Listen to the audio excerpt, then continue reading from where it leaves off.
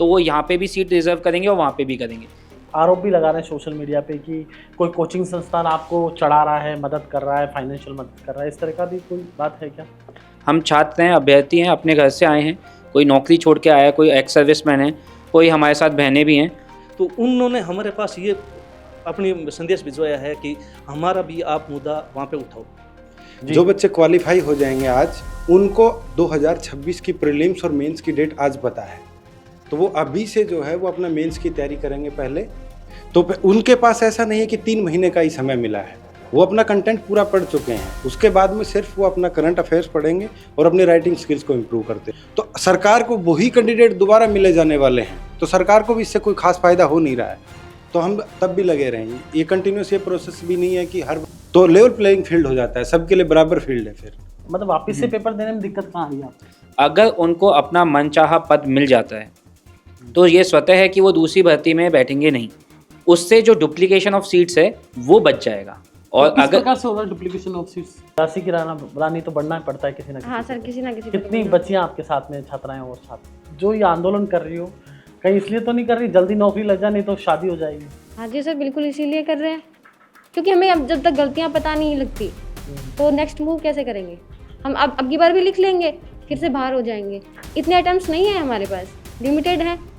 रोज रात को यही सोचती हूँ कि मोनिका समर्थन तो मिल रहा है लेकिन न्याय कब मिलेगा? नहीं हाँ सर, थोड़ा डाउट होता है, पर हमें हमारे लोकतंत्र पे विश्वास है। हमारी सरकार को हमने चुना है और वो हमारी बात जरूर सुनती है। भजन लाल जी से बात हुई, मुख्यमंत्री जी से, वो भी संवेदनशील है ऐसे मुद्दों पे, तो वो खुद ध्यान रखते हैं मुख्यमंत्री जी। सर हुई है, सबका साथ सबका विकास। तो आप हाँ। तो बीजेपी का नारा दे रही है, फिर भी आपकी बीजेपी काम नहीं कर रही। तभी तो सर हम आश्वस्त हैं कि हाँ हमारी सुनी जाएगी। नमस्कार। राजस्थान की राजधानी जयपुर में पिछले कई दिनों से जो आरएस मेन एग्ज़ाम पास किए हुए बच्चे थे वो आंदोलन कर रहे हैं और हम भी लगातार आपको तस्वीर दिखा रहे हैं। दरअसल संकट ये है कि अभ्यर्थियों को दोहराव का संकट है और अभ्यर्थी ये कह रहे हैं, लगातार वो आंदोलन कर रहे हैं। वो कह रहे हैं कि 2023 जो आरएस के एग्ज़ाम हुए थे उनके अभी अंतिम परिणाम आए नहीं और अब 25 का एग्ज़ाम की आपने डेट निकाल दी। आप कहाँ गलत कह रहे हैं? तो लगातार डॉक्टर करुणलाल मीणा से भी मिले हैं, बीजेपी के प्रदेश अध्यक्ष मदन राठौड़ से भी मिले हैं और साथ ही जो भी बीजेपी के नेता हैं उनसे मिले हैं। मैंने जब उन अभ्यर्थियों से बातचीत की तो उनका कहना था कि हम विपक्ष के पास इसलिए नहीं जा रहे क्योंकि हम पॉलिटिकल मुद्दा नहीं बनाना चाहते, हम तो चाहते हैं कि हमें न्याय मिले। अब कुछ अभ्यर्थी आज मेरे साथ हैं, स्टूडियो में हैं भारत अवतार के, तो उनसे बातचीत करूँगा। सबसे पहले मैं आपको बता दूं, मेरे साथ हैं रूपा राम जी जो एक्स सर्विसमैन हैं और फ़ौज में रहे हैं और वो उन्होंने भी पेपर दिया है, क्योंकि फ़ौजियों को अलग से एक छूट होती है एक्स सर्विसमैन को, इसलिए इस परीक्षा में बड़ी संख्या में एक्स सर्विसमैन भी बैठे हैं और उनके पास समय कम है क्योंकि ऑपरेशन सिंदूर जो था उसको लेकर लगातार वो देश के लिए मुस्तैदी से डटे हुए थे। वो हम सब के लिए, आप सबके लिए रक्षा सुरक्षा कर रहे हैं, लिहाजा उनका भी एक दर्द है कि उनको एक समय नहीं मिल पा रहा है। उनसे भी बातचीत करेंगे। संदीप हैं जो विद्यार्थी हैं, अभ्यर्थी हैं, उनसे बातचीत करेंगे। अभिषेक हमारे साथ है, मोनिका हमारे साथ है। तो सबसे पहले मैं चलता हूँ रूपा राम जी के पास में। रूपा राम जी हमारे साथ जुड़े हुए हैं और रूपा राम जी आपका बहुत बहुत स्वागत है भारत रफ्तार के स्टूडियो में। रूपा राम जी ये बताइए कि आप लोगों के विरोध करने का कारण क्या है? ये हाथ में लीजिए आप और आप बताइए विरोध करने का कारण क्या है? सर विरोध करने का कारण ये है सबसे पहले कि एक्स सर्विसमैन है, उसमें क्या है कि जैसे जो सरकार हमारे को इसमें रिजर्वेशन देती है आरएस के लिए, तो उसमें अभी जो फौज के अंदर जो लास्ट रिटायरमेंट होने वाले 1 साल पहले, जो 1 साल बाद रिटायरमेंट होंगे, उनको वो इसमें पार्टिसिपेट कर सकते हैं एनओसी लेके और ये रिलीज ऑर्डर बेस पे। तो वो बंदे हैं, वो यहाँ आए हैं, उन्होंने प्रीलिम्स क्लियर किया है और अभी वो मेंस की तैयारी कर रहे थे, लेकिन ये ऑपरेशन सिंदूर के चक्कर में उनको वापस रिकॉल किया गया था और वो वापस मोर्चे पे गए जी। अभी वहाँ पे उनको ये उम्मीद है कि क्योंकि ये सिविल में ये है माहौल कि ये ऑपरेशन सिंदूर 4 दिन चला, या कोई कह रहे हैं 10 दिन चला, 15 दिन चला, लेकिन फौज की एक्टिविटी जो होती है वो ये इसका एक प्रोसीजर, लंबा प्रोसीजर होता है। एकदम लड़ाई नई शुरू होती है, नई लड़ाई बंद होती है। तो अभी भी वो वहाँ पे मोर्चे पे डटे हुए हैं और उनको पूरा विश्वास है कि गवर्नमेंट हमारे साथ न्याय करेगी, क्योंकि उन जो सैनिक है वो जो वहाँ पे लड़ता है। 2025 वाला सर मैं 2000 ये जो प्रीलिम्स हुआ है 2024 का, ये मैंने क्लियर है और मैं मेंस दे रहा हूँ। मैं एक सर्विसमैन हूँ, मेरे पास में जो सर्विंग पर्सन है वो सामने अभी नहीं आ सकते, क्योंकि उनका भी एक अपना प्रोटोकॉल है। तो उन्होंने हमारे पास ये अपनी संदेश भिजवाया है कि हमारा भी आप मुद्दा वहाँ पे उठाओ। मेरे उसमें हमारे साथ इश्यू ये है कि सर पदों का दोहराव है, उस पदों के दोहराव की वजह से हमें सबको लॉस हो रहा है। क्यों? मेरे को अभी 3 महीने की तैयारी का मौका मिला है। जो मेरे साथ पीछे जो बंदे आए हुए हैं, एक्स सर्विसमैन हैं, वो ऑलरेडी दोबारा भर्ती होने की वजह से उनको ज़्यादा टाइम मिल रहा है तैयारी का।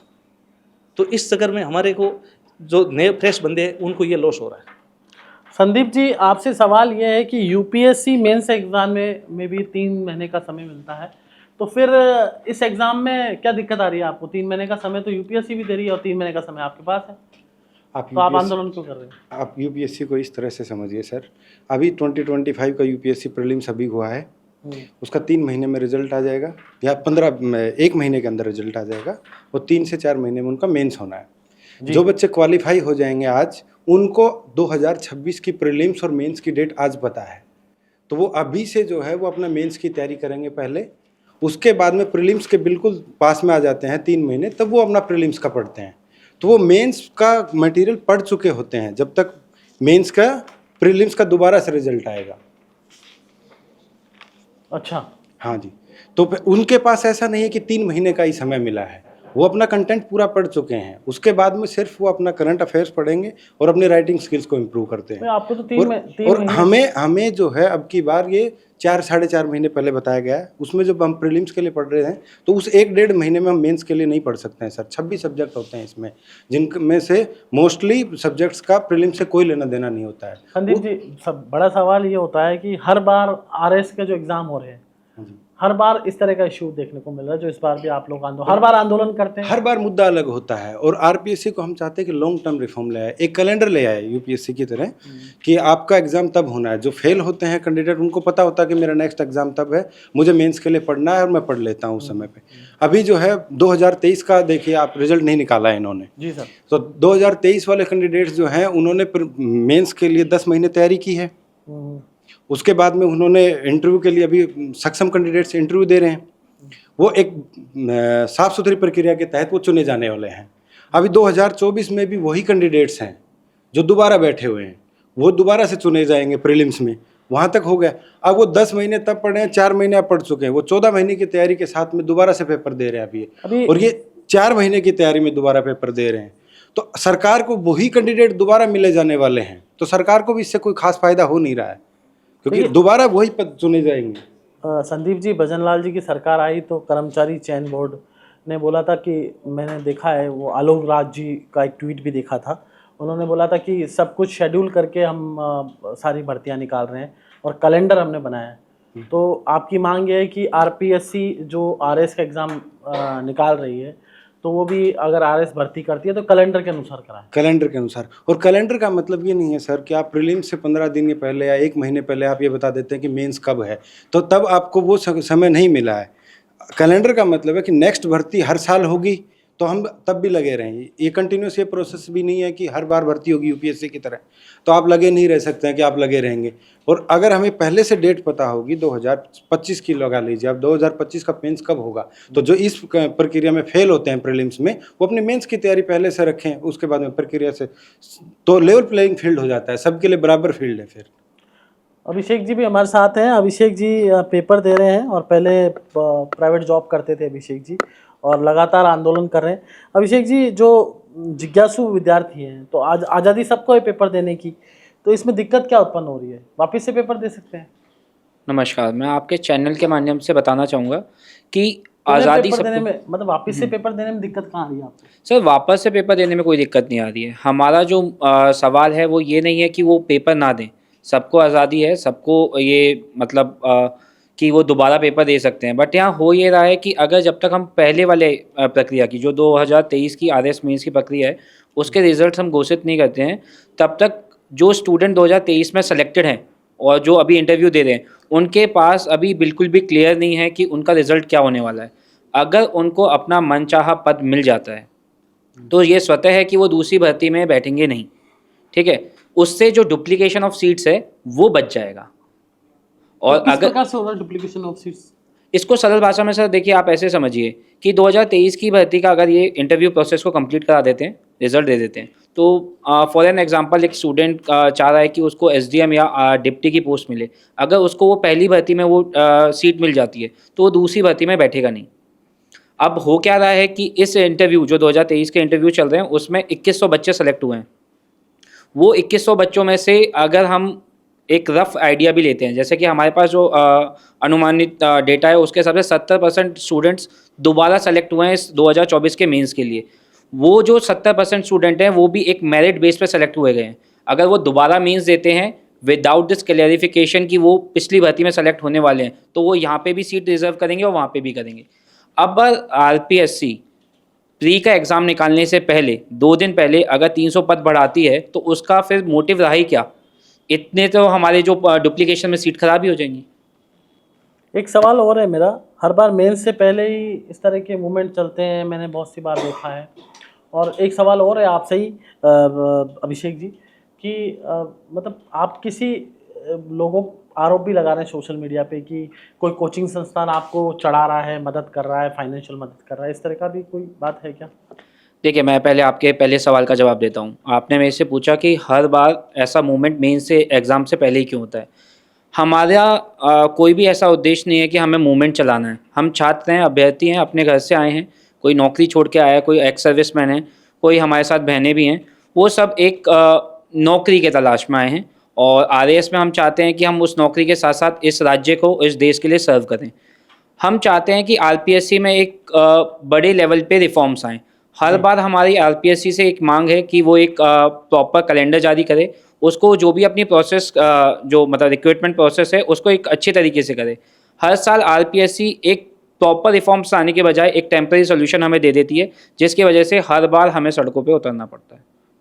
मोनिका भी हमारे साथ है, छात्रा है, उनसे भी बातचीत करते हैं। वो आरएस का मेंस का एग्ज़ाम पास कर चुकी हैं। मोनिका भी लगातार इस आंदोलन में संघर्ष कर रही है। हालांकि मोनिका जब गांव से आई होगी तो सोचा होगा कि आरएस बनकर जाऊंगी और गांव में स्वागत होगा, लेकिन क्या पता था कि आंदोलन करना पड़ेगा, है ना मोनिका? सही बात है ना? तो अब आपको आंदोलन तो करना पड़ रहा है। हाँ जी, बिल्कुल करना पड़ कितने रहा दिन है। हो गए आंदोलन करते करते? सर मैं पिछले 6 दिन से जुड़ी हुई हूँ। 6 दिन से। तो घर वालों की डांट नहीं पड़ती? पढ़ने गई थी, आंदोलन करने गई थी? सर किसी ना किसी को तो आवाज़ उठानी होगी। अच्छा, झांसी की रानी तो बनना ही पड़ता है किसी ना किसी हाँ को सर, तो। किसी ना किसी को तो कितनी बनना। बच्चियां आपके साथ में, छात्राएं और छात्र? सर जैसे मेंस के रिजल्ट में तो 50% होती ही हैं फीमेल्स, हाँ। पर आवाज़ उठाने वालों में थोड़ा सा रेशो कम हो जाता है, पर चाहते तो सभी हैं। अच्छा। सुधार तो सभी सबको चाहिए होता है। एक गर्ल्स के लिए बड़ी समस्या होती है आंदोलन करना, और सबसे बड़ी बात है कि लड़कियों के पास पढ़ने के लिए, बच्चियों के पास पढ़ने के लिए लिमिटेड टाइम होता है। हाँ जी। am I right? तो मोनिका, आप जो ये आंदोलन कर रही हो कहीं इसलिए तो नहीं कर रही जल्दी नौकरी लग जाए, नहीं तो शादी हो जाएगी? हाँ जी सर, बिल्कुल इसीलिए कर रहे हैं, और अच्छी पोस्ट के साथ हो ये चाहते हैं। ये अच्छा, नहीं, शादी अच्छी पोस्ट के साथ हो? नहीं नहीं, अच्छी पोस्ट मिले हमें, अच्छा, अच्छी पोस्ट कि मिले। जिसके लिए हम मेहनत कर रहे जी। हैं तो वो अच्छी पोस्ट मिले। ये नहीं कि हम बाहर हो जाए या फिर हमें अलाइड मिले, हम्म, क्योंकि हम रणनीति ही नहीं बना पा रहे हैं। हमें आंसर सीट नहीं मिली है 2023 वाली, अच्छा। और उसके इंटरव्यू चल रहे हैं, और बिना आंसर सीट हम कैसे स्ट्रेटजी बनाएंगे? चलो स्ट्रेटजी तो बना लेंगे पर स्ट्रॉन्ग नहीं बना पाएंगे, क्योंकि हमें अब जब तक गलतियां पता नहीं लगती तो नेक्स्ट मूव कैसे करेंगे? हम अब की बार भी लिख लेंगे, फिर से बाहर हो जाएंगे। इतने अटेम्प्ट्स नहीं है हमारे पास, लिमिटेड हैं। जो अनमेरिड गर्ल्स हैं उनके पास भी ऐसा ही है, और 10% 15% क्या, मुझे तो यूँ लगता है शायद 20% है वो मैरिड फीमेल्स भी हैं। तो वो तो अपनी फैमिलीज़ की रिस्पॉन्सिबिलिटी छोड़ के डेडिकेट होती हैं एग्ज़ाम को लेके, और फिर इस रफ्तार से आरपीएससी की भर्ती आती है और चली जाती है। तो हम चाहते हैं कि रिफॉर्म्स हो, एक प्रॉपर कैलेंडर है वो जारी हो। मोनिका, किस किस से मिल ली आप इतने दिनों आंदोलन? कितने दिन हो गए? 6-7 दिन हो गए? हाँ किस किस से मिल ली? दिया कुमारी जी से भी मिली थी आप? हाँ जी, दिया कुमारी जी से भी मिले थे, प्रेमचंद बेरवा जी से भी मिले थे, मदन राठौड़ जी से भी हम मिले थे। क्या प्रतिक्रिया आई सबकी तरफ से? सर उनकी प्रतिक्रिया पॉजिटिव है, और समर्थन मिला है हमें। हमारे फौजी भाइयों की तरफ से वो थोड़े सेंसिटिव भी हैं कि हाँ पॉजिटिव होगा। रोज रात को यही सोचती होंगी मोनिका, समर्थन तो मिल रहा है लेकिन न्याय कब मिलेगा? नहीं? हाँ सर, थोड़ा डाउट होता है, पर हमें हमारे लोकतंत्र पे विश्वास है, हमारी सरकार को हमने चुना है और वो हमारी बात जरूर समझेगी। भजन लाल जी से बात हुई मुख्यमंत्री जी से? वो भी संवेदनशील है ऐसे मुद्दों पे, तो वो खुद ध्यान रखते हैं मुख्यमंत्री जी। सर हुई है, पर एक प्रॉपर मीटिंग नहीं हुई है। हम चाहते हैं कि जल्दी से जल्दी हमें वो मौका मिले और हम अपनी बात रखें। और जो आपकी बहनें हैं और भी जो हाँ जी। साथी हैं, वो अपनी अपनी पीड़ा बताती होंगी परिवार की भी, क्योंकि परिवार को छोड़ के आना, फिर पढ़ाई करना, फिर इस तरह से आरपीएससी का जो ढीला डाला रवैया है, मैं सीधा सीधा आरोप लगा रहा हूँ आरपीएससी पे, क्योंकि आरपीएससी का तंत्र हमने पिछली सरकार में भी देखा, 17-18 पेपर लीक हो जाते हैं, वहाँ सदस्य पकड़े जाते हैं भ्रष्टाचार में लिप्त। तो आरपीएससी पे सवाल उठ रहा है। तो इस पर आपकी जो बहनें हैं जो पेपर की तैयारी कर रही थी, अब इस तरह से अभी 23 का पूरा नहीं हुआ और 25 पे आ गए, वो क्या बोलती हैं आपको, आपके पास आके? आप आंदोलन तो आप ही कर रही हैं, फ्रंट फुट पे तो आप ही हैं ज़्यादा। नहीं सर, हम सारे एकजुट हैं, सबका साथ सबका विकास। सबका साथ सबका विकास, तो आप हाँ। तो बीजेपी का नारा दे रही हैं, फिर भी आपकी बीजेपी काम नहीं कर रही। तभी तो सर हम आश्वस्त हैं कि हाँ हमारी सुनी जाएगी। अच्छा, आप आश्वस्त हैं कि फिर भी आप बीजेपी का नारा दे रही हैं और आप कह रही हैं कि आपको लगता है कि सरकार आपकी सुनेगी। हाँ जी, हमें लगता है सरकार। तो देखिए भजन लाल जी और मदन राठौड़ जी, आप सुन लीजिए। देखिए, नारा भी आपका लगा रहे हैं, बात भी आपकी कर रहे हैं, समर्थक भी आपके हैं। अब सुन लीजिए भाई इनकी, ये कितने आपको मानते हैं और बीजेपी की बात कर रहे हैं, सबका साथ सबका विकास। नारा भी बीजेपी का दे रही है बहन, और आपके लिए कह रही है कि हम तो मदन राठौड़ जी से मिले थे, उन्होंने कहा था कि मैं सबकी बात सुनूंगा। और अब उम्मीद है मदन राठौड़ जी और भजन लाल शर्मा जी, वो खुद भी संवेदनशील है, गांव से आए हैं। भजन लाल जी छोटे से गांव अटारी के लाल हैं, तो मुझे लगता है कि थोड़ा अटारी के लाल और थोड़ा सा आपको ईश्वर में आप बहुत विश्वास रखते हैं, तो मुझे उम्मीद है कि आप इन बच्चों की जरूर सुनेंगे। नमस्कार।